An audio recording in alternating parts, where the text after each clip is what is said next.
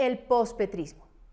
Las marchas de los colombianos en contra del presidente Gustavo Petro fueron históricas. Nunca antes, en los últimos 50 años, había salido una marcha de más de 1 millón de personas de manera pacífica, plural, diversa y multitudinaria a protestar en contra de las destructivas reformas del primer gobierno de extrema izquierda liderado por un exguerrillero del M-19. No hubo un solo acto de provocación por parte de los marchantes en contra de la policía.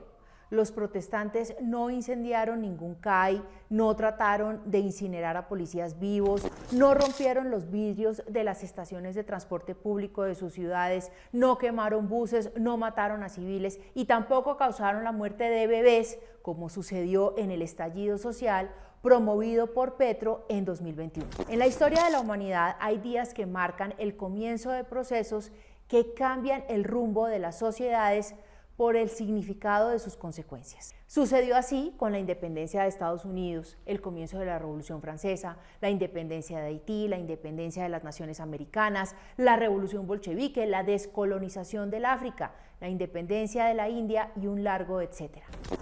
Como lo he mencionado, la gente se cansa de la tiranía de los imperios y el comienzo del fin siempre está relacionado con los altos impuestos, las injusticias, la opresión y el hambre que el rey o dictador le impone a sus gobernados. La marcha del 21 de abril es el comienzo del pospetrismo. Sí, habrá país después de este fallido ensayo de gobierno que tiene a un caudillo anclado en el siglo pasado y que supuestamente se había preparado durante toda su vida para llegar a la presidencia, pero demostró en menos de 2 años que no estaba listo para gobernar tal y como lo prevé el artículo 188 de la Constitución Política de Colombia, que establece que el presidente es el símbolo de la unidad nacional. Petro solo gobierna para el sector social que a él le gusta, al resto lo desprecia, insulta, ataca y reduce. Al mandatario no le gusta el 1 millón de ciudadanos que marcharon en su contra y no escatimó violentas palabras para descalificar la marcha en su contra, pero posando eso sí de demócrata. A la clase media, empresarios, emprendedores, amas de casa, adultos de la tercera edad, universitarios, niños y adolescentes, los encasilló de ser de derecha. Gente que supuestamente quería el regreso del paramilitarismo y hasta los señaló de ser defensores del narcotráfico. Una sarta de ofensas que no vale la pena repetir porque avergüenza la dignidad de la presidencia de la República, que tampoco nunca antes en la historia del país había sido tan arrastrada. La protesta fue calificada, según Petro, de ser un golpe blando que pretende derrocarlo y asesinarlo por cuenta de un par de ataúdes que llevó una fracción mínima de manifestantes como un símbolo para enterrar las reformas. Sí, los mismos símbolos que usaban en las marchas de la extrema izquierda en contra de los expresidentes Álvaro Uribe e Iván Duque.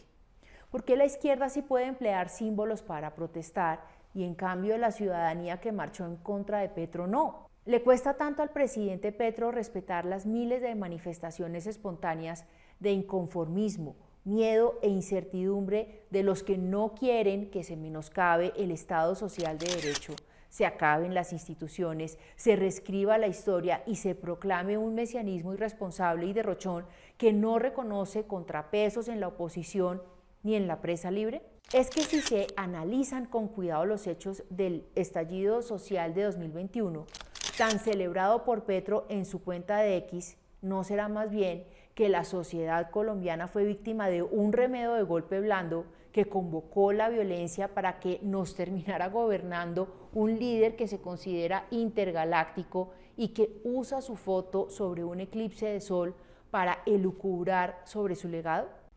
El logro más importante de la marcha es que Petro, además de mostrarle al país que su ego estaba más que herido por el nivel agresivo de sus mensajes en sus redes sociales, fue este: no estaré aquí un día más allá de agosto de 2026, pero tampoco un día menos. Esos son los efectos de las manifestaciones sociales. Petro sabe que su gobierno termina el 7 de agosto de 2026 y ahí comenzará la reconstrucción del país que dejarán en ruinas después de acabar con el sistema de salud, el pensional, el sector minero energético, el sector vivienda, de menoscabar la confianza inversionista, las Fuerzas Armadas, la credibilidad en la banca internacional, el buen nombre del país ante el Fondo Monetario Internacional y destrozar las relaciones internacionales con nuestros aliados para volcarse hacia Irán, Rusia, Corea del Norte, Venezuela y Cuba. Después de Petro, habrá que garantizar que nunca más la democracia y la libertad vuelvan a estar en riesgo por el ego megalómano de un dirigente que cree que antes de él no existía nada y que después de él tampoco. Petro perdió las calles, lo advertí en este espacio hace 3 semanas. Lo tuvo todo para haber pasado a los libros de la historia, pero su deseo de venganza y el atasco de su alma en la violencia de los años 80 del siglo pasado pudieron más y no lo dejaron ver la oportunidad que representaba para la izquierda moderna. Por eso, a duras penas, solo será una referencia perdida en un pie de página con más anécdotas que resultados. La Colombia inmensa que marchó con sensatez, madurez y paz renacerá en 2026. Por ahora resistirá, mientras el paso del tiempo y el desastre de la potencia mundial de infamia le permite a las mayorías silenciosas ejercer de nuevo su derecho en las urnas.